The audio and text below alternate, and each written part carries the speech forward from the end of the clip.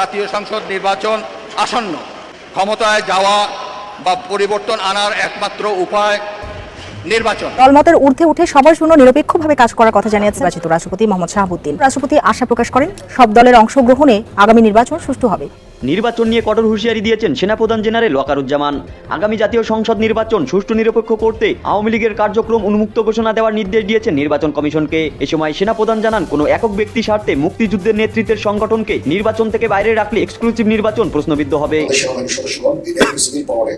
দেশের আইন শৃঙ্খলা রক্ষার কাজে নিয়োজিত আছে। আমরা সামনে একটা নির্বাচনের দিকে যাচ্ছি।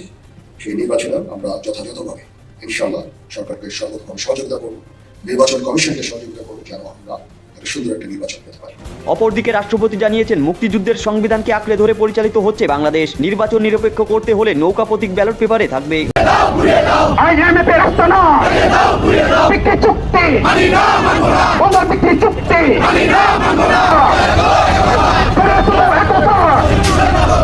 আওয়ামী লীগের কার্যক্রমে বাধা দিলে কঠোর শাস্তির হুঁশিয়ারি দিলেন সেনাপ্রধান। এদিকে নৌকা প্রতীক ছাড়া নির্বাচন হবে না, এমনটাই কিন্তু ঘোষণা দিয়েছেন রাষ্ট্রপতি। তাহলে কি সত্যি এবার নির্বাচনে অংশগ্রহণ করবে আওয়ামী লীগ? কি বলছে গণমাধ্যম? বিস্তারিত থাকছে পুরো ভিডিও জুড়ে, তাই না টেনে সম্পূর্ণ ভিডিওটা দেখে যাবেন।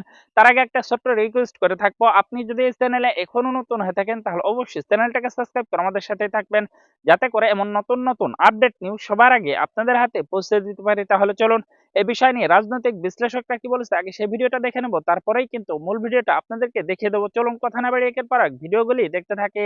একটা দেশের সেনাবাহিনী সে দেশটির জন্য কতটা গুরুত্বপূর্ণ, সেনাবাহিনীর সাথে সরকারের সম্পর্কের গুরুত্বতা বা সেনাবাহিনীর প্রতি জনগণের আস্থা, সেনাবাহিনীর সাথে জনগণের বন্ডিং বা যে বাহিনীগুলো থাকে, বিভিন্ন সশস্ত্র বাহিনী, বিমান, নৌ সেনাবাহিনী, এই বাহিনীগুলোর মধ্যে কোবন্ডিং, এর পাশাপাশি প্রত্যেকটা টিমের মধ্যে চেইন অফ কমান্ড বা ঊর্ধ্বতন অধস্তন যারা কর্মকর্তা আছেন তাদের মধ্যে যে চেইন অফ কমান্ড, আস্থা, এই জিনিসগুলা একটা রাষ্ট্রের শক্তিশালী ভিত্তি তৈরি করে।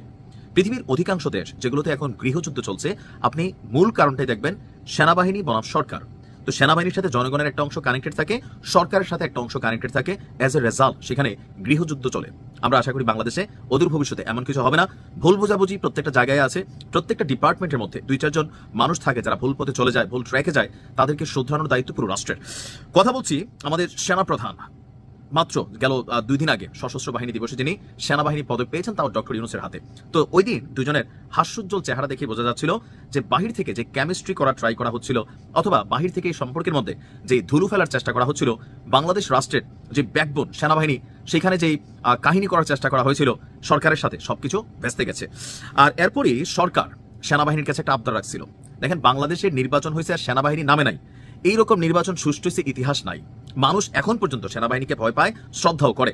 তো নির্বাচন মানে সেনাবাহিনীর থাকাটা জরুরি। তবে সেনাবাহিনীর মধ্যে কি বিভাজন আছে ভিতরে, বা তারা কি ডক্টর ইউনূসের সাথে সেনাপ্রধানের নিয়ে যে বক্তব্যগুলো আমাদের খোদ ছাত্র উপদেষ্টা আসিফ বলছে যে বুকে পাথর রেখা ডক্টর ইউনূসকে মাইনা নিছেন, এমন বক্তব্য কিন্তু তারাই বলছে। তো সেই জায়গাতে ডক্টর ইউনূসকে একটা নির্বাচনে সর্বোচ্চ সহযোগিতা করবে কিনা সেনাবাহিনী, নাকি কে কার ঝাল মিটাবে, এরকম কিন্তু অনেক পারসেপশন আছে। বা নির্বাচনটা হইতে পারবে কিনা, মাঠের পরিস্থিতি সরকার কন্ট্রোল করতে পারবে কিনা, এ নিয়ে কিন্তু অভিযোগ আছে। খোদ এনসিপির আছে। কালকেও নাহিদ বলছিল লেভেল প্লেইং ফিল্ড নাই।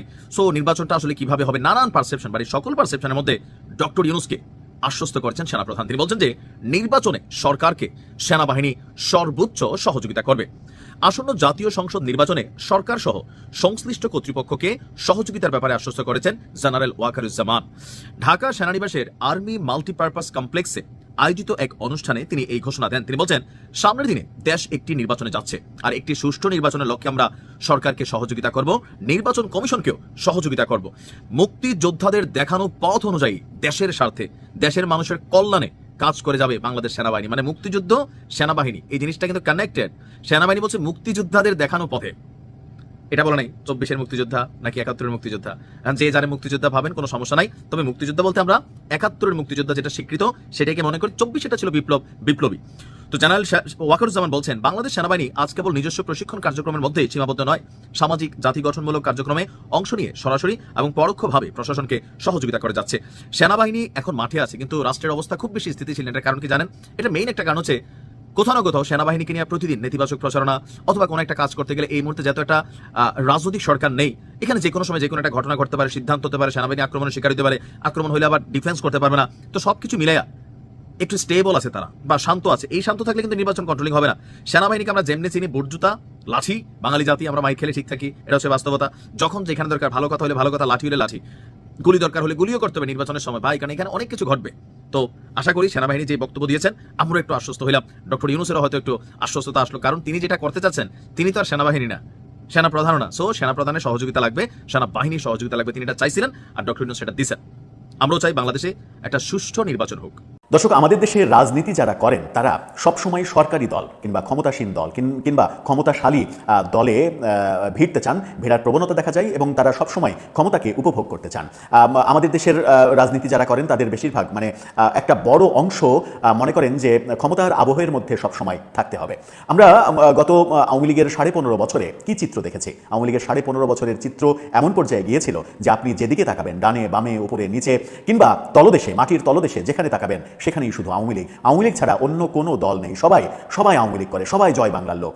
এটা আমরা দেখেছি, অস্বীকার করার উপায় নেই। আপনি মানে অন্য দল করে এবং অন্য দলের মানে কি বলবো খাতা কলমে বড় নেতা এরকম লোকজনকেও আমরা বঙ্গবন্ধু, জয় বাংলা এগুলো করতে দেখেছি এবং কখনো কখনো তাদেরকে করতে বাধ্য করা হয়েছে, বাধ্য করার মাধ্যমে তাদেরকে আওয়ামী লীগ বানানোর একটা চেষ্টা করা হয়েছে। ঠিক তার আগে আমরা বিএনপির আমলে দেখেছিলাম যে বিএনপিতে যোগদান করতে করতে করতে করতে মানে আওয়ামী লীগের আমলে যেটা হয়েছিল, বিএনপির আমলেও সেই একই ব্যাপার হয়েছিল যে বিএনপিতে এত লোক যোগদান করছে, প্রতিনিয়ত প্রতিদিন এত লোক যোগদানের খবর পাওয়া যাচ্ছে, শেষ পর্যন্ত হিসাব করে দেখা গেল যে বাংলাদেশে মোট জনগোষ্ঠী যত তার চাইতে বেশি বিএনপিতে যোগ দিয়ে ফেলেছে। এই যে অবস্থা, মানে এটা ব্যাপারটা হাস্যকর হলেও ব্যাপারটা কিন্তু সত্য যে যোগদানের প্রক্রিয়া এমনভাবে শুরু হয় সরকার বদলের সাথে সাথে যেন মনে হয় যে সরকারি দলে যে কোনো মূল্যে যেতে হবে। আবারও সেই খেলা শুরু হয়েছে। দেশের বিভিন্ন জায়গা থেকে খবর আসছে আওয়ামী লীগের অমুক নেতা, তমুক নেতা, অমুক কর্মী বিএনপিতে যোগ দিচ্ছে কিংবা জামাতে যোগ দিচ্ছে, বেশিরভাগই বিএনপিতে যোগ দিচ্ছে। এই যে খেলাটা, এই খেলাটা যেভাবে শুরু হয়েছে তাতে দেখা যাবে যে আগামী নির্বাচনের পরে বিএনপি যদি সরকার গঠন করে তাহলে আপনি যেদিকে তাকাবেন, আকাশে পাতালে যেদিকে তাকাবেন সেদিকেই শুধু বিএনপি আর বিএনপি, কোথাও অন্য কোনো দলের কোনো অস্তিত্ব নেই। এই যে রাজনৈতিক মানে কি বলবো সংস্কৃতি চালু হয়েছে, এই রাজনৈতিক সংস্কৃতি বাংলাদেশের জন্য একটা ভয়াবহ বিপর্যয় যেমন ডেকে আনছে, তেমনি রাজনৈতিক দলগুলোর জন্য ভয়াবহ বিপর্যয় ডেকে আনছে। কিভাবে, মূল আলোচনায় যাওয়ার আগে একটু কথা বলেই নি। কিভাবে আমরা গত আওয়ামী লীগ আমলে 15.5 বছরের কথা বলছি যে সবাই আওয়ামী লীগ হয়ে গিয়েছিল, কিন্তু গত বছর আওয়ামী বিরোধী যে আন্দোলন শুরু হলো এবং শেষ পর্যন্ত সরকার পতনের যে আন্দোলন শুরু হলো, সেখানে আমরা দেখিনি যে বেশিরভাগ লোকজন এই মানে যারা লিডিং পর্যায়ে তারা বেশিরভাগই হয় আওয়ামী লীগ করতো, না হলে ছাত্রলীগ করতো কিংবা যুবলীগ করতো, এগুলো দেখিনি। এই যে আজকের বৈষম্য বিরোধী আন্দোলনে যারা নেতৃত্ব দিচ্ছে কিংবা এনসিপিতে বড় বড় জায়গায় রয়েছে, এরা সবাই মানে এরা অধিকাংশই তো ছাত্রলীগের সঙ্গে জড়িত। ছাত্রলীগের মধ্যে থেকে এনসিপি বেরোচ্ছে, ছাত্রলীগের মধ্যে থেকে শিবির বেরিয়ে আসছে। এই ব্যাপারগুলো সব থেকে আলোচনার ব্যাপার ছিল গত বছর 5 আগস্ট সরকার পতনের পর থেকে, এবং আগেই আমরা দেখেছি দৃশ্যগুলো, কিন্তু সরকার পতনের পর থেকে আমরা আস্তে আস্তে আস্তে আস্তে দেখলাম যে ভেতরে ভেতরে মানে আওয়ামী লীগের ভেতরে লুকিয়ে থাকা ম্যানগুলো বেরিয়ে এসে বলছে না না না আমি আওয়ামী লীগ না, আমি ছাত্রলীগ না, আমি অমুক, আমি তমুক, আমি এই, আমি ওই, এভাবে বর্ণনা হচ্ছে এবং ওই বর্ণনা আবারও হবে। আবারও যদি প্রেক্ষাপট পরিবর্তন হয়, আবারও দেখা যাবে যে বিএনপি থেকে বেরিয়ে আসছে অজস্র আওয়ামী লীগ, অজস্র ছাত্রলীগ। সেরকমই একটা ঘটনা নিয়ে আলোচনা করব কক্সবাজারে।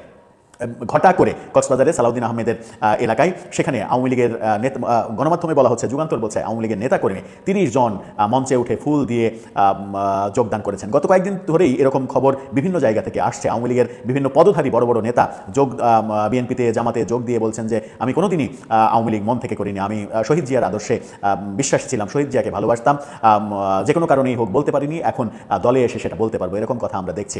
বলছিলাম মানে কক্সবাজারের কথা। আওয়ামী লীগের লোকজন কক্সবাজারে বিএনপিতে যোগ দিয়েছেন এবং সেখানে যুগান্তর যে প্রতিবেদনটা তৈরি করেছে সেখানে তার শিরোনামে তারা বলছে কক্সবাজারে বিএনপিতে যোগ দিলেন আওয়ামী লীগের 30 নেতাকর্মী। শিরোনামে তারা আওয়ামী লীগের 30 নেতাকর্মী বললেও, নেতা শব্দটা উচ্চারণ করলেও ভেতরের বর্ণনায় দেখা গেল যে আওয়ামী লীগের পদধারী নেতা কেউ নেই এই ক্ষেত্রে, কিন্তু 30 জন যারা আওয়ামী লীগ করতেন এবং তারা কি বললেন সেটাও একটু মজার। কি বললেন চলুন একটু শুনে দেখি। কক্সবাজারের পেকুয়ায় আওয়ামী লীগের 30 নেতাকর্মী বিএনপিতে যোগদান করেছেন। তারা সবাই বারবাকিয়া ইউনিয়ন আওয়ামী লীগের ওয়ার্ড ও ইউনিয়ন পর্যায়ে দায়িত্বরত ছিলেন। কোন পদে ছিলেন সেটা কিন্তু বলেনি, মানে একটা দায়সারা নিউজ করা হয়েছে। যাই হোক, বারবাকিয়া ইউনিয়নের 4 নম্বর ওয়ার্ডের এক অনুষ্ঠানে উপজেলা বিএনপির সাধারণ সম্পাদক ইকবাল হোসেনের হাতে ফুল দিয়ে তারা যোগদান করেছেন। তাও ভালো, দুধ দিয়ে গোসল করেনি। এই ক্ষেত্রে আমরা বিভিন্ন জায়গায় দুধ দিয়ে গোসল করার ঘটনা দেখেছি, যে দুধ দিয়ে গোসল করার মানে দুধ দিয়ে গোসল করার ব্যাপারটা এতটাই ভাইরাল, কিছুদিন আগে আমরা হিরো আলমকেও দেখেছিলাম যে তার ওয়াইফের সঙ্গে ছাড়াছাড়ি হওয়ার পরে দুধ দিয়ে গোসল করে কি যেন শপথ করছে। কাউন্সিল অধিবেশন শেষ হওয়ার পর তারা আওয়ামী লীগের রাজনীতি ছেড়ে বিএনপিতে যোগদান করেন। খুবই ভালো কথা, আওয়ামী লীগের রাজনীতিকে এখন আছে যে ছেড়ে বিএনপিতে যোগদান করলেন। যোগদান করা আওয়ামী লীগ নেতারা, এখানে নেতারা বলা হচ্ছে, নেতারা হলেন আওয়ামী লীগ নেতা ও সমাজপতি ও বিশিষ্ট সমাজপতিও রয়েছেন। আবুল কাশেম, শাহাদাত, আমির হোসেন, মোহাম্মদ কামাল, এরকম 30 জনের নাম রয়েছে। এত নাম নাম বলে সময় নষ্ট করার কোনো প্রয়োজন নেই। যোগদান করা নেতারা বলেছেন, কক্সবাজারের প্রতিটি উন্নয়নে বিএনপির স্থায়ী কমিটির সদস্য সালাউদ্দিন আহমেদের অবদান রয়েছে। কিভাবে অবদান রয়েছে?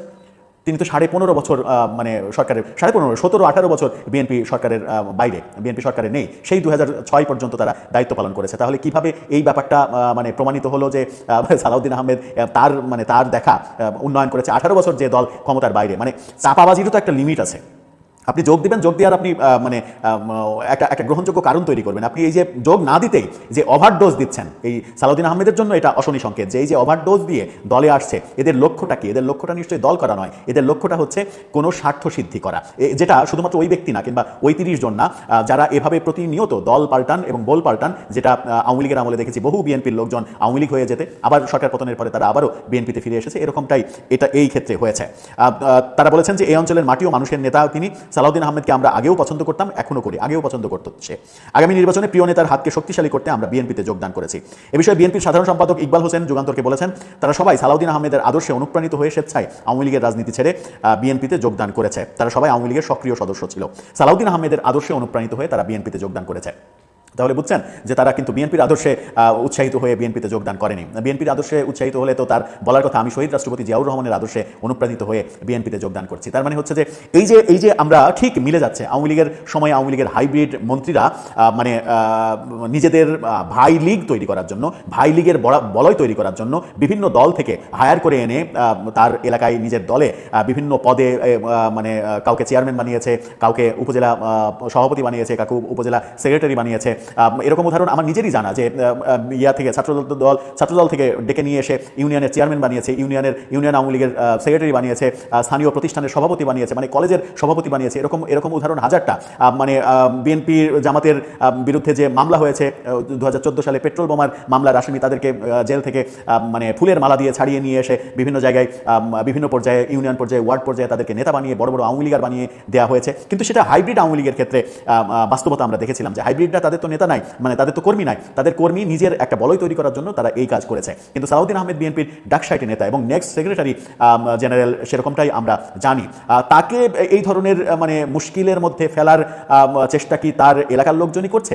এই যে অন্য দল থেকে নিয়ে এসে দল ভারী করা, সালাউদ্দিন আহমেদের নিশ্চয়ই ভাই দল করার দরকার নেই। তার তো মানে কেন্দ্রে যেহেতু সর্বোচ্চ অবস্থান এবং বিএনপির ভারপ্রাপ্ত চেয়ারম্যান তারেক রহমান তার উপরেই সব থেকে বেশি আস্থাবান, বিভিন্ন প্রেক্ষাপটে আমরা বুঝতে পারছি যে বিএনপির পরবর্তী সেক্রেটারি হয়তো তিনিই হবেন। তো তার মতো একজন বিএনপির ডাকসাইটি নেতার এরকম এই কলিমুদ্দি 30 জন প্রয়োজন হলো, যারা সালাউদ্দিন আহমেদ ভাইয়ের আদর্শে উজ্জীবিত হয়ে মানে আওয়ামী লীগ ছেড়ে বিএনপিতে যোগদান করছে। মূলত গল্পটা সেই একই, যেটা মূলত বলতে চাচ্ছি সেটা হচ্ছে গল্পটা একই। এই গল্প গত অন্তত আমরা 40 বছর ধরে বাংলাদেশে দেখে আসছি। এক দল থেকে আরেক দল, আরেক দল থেকে আরেক দল, যখন যে ক্ষমতাশালী তখন সেখান থেকেই শুরু হয়েছে দল পরিবর্তনের ব্যাপার। যদি আমরা দেখি যে জিয়াউর রহমান যখন বিএনপি তৈরি করলেন, তখন বিভিন্ন জায়গা থেকে, বিভিন্ন দল থেকে তিনি তার দলে নিয়ে দল তৈরি করলেন। এরপরে এরশাদ যখন জাতীয় পার্টি করলেন, তখন তিনি বিভিন্ন দল থেকে নিয়ে এসে বিএনপি, আওয়ামী লীগ সহ বিভিন্ন দল থেকে নিয়ে এসে জাতীয় পার্টি করলেন। এরপরে আমরা দেখেছি যে বিএনপির শাসনামল, আওয়ামী লীগের শাসনামল, তারপরে আবার বিএনপির শাসনামল, তারপরে 111, তারপরে আবার আওয়ামী লীগের 15.5 বছর। এই যে পালাবদল, এই পালাবদলে এরকম নাটক প্রতিনিয়ত আমরা দেখেছি। সুতরাং এই নাটক কোনো দলের জন্যই ভালো কিছু বয়ে আনে না, বরং এতে করে সেই দলের প্রকৃত ত্যাগী নেতাকর্মীরা নানাভাবে বঞ্চিত হয় এই ধরনের অন্য দল থেকে হাইব্রিড হয়ে আসা উটকো ঝামেলার কারণে। দর্শক, আপনার কি মনে হয় এবার কি আবারও সেই পালা শুরু হবে? গত 15.5 বছরে যারা আপনারা আওয়ামী লীগ করতেন, তারা চতুর্দিকে শুধু আওয়ামী লীগ, সবাইকে আওয়ামী লীগ বানিয়ে ফেলেছিলেন। এবার কি বিএনপির পালা? একই পথে বিএনপি হাঁটবে? প্রিয় দর্শক, এই ভিডিওটা আপনাদের কাছে কেমন লেগেছে অবশ্যই কমেন্ট বক্সে জানিয়ে যাবেন। যদি বিন্দু পরিমাণ ভালো লেগে থাকে তাহলে অবশ্যই চ্যানেলটাকে সাবস্ক্রাইব করে আমাদের সাথে থাকবেন, যাতে করে এমন নতুন নতুন আপডেট নিউজ সবার আগে আপনাদের হাতে পৌঁছে দিতে পারে। তাহলে সবাই ভালো থাকবেন, সুস্থ থাকবেন। দেখা হচ্ছে পরবর্তী কোনো আপডেট নিউজ নিয়ে।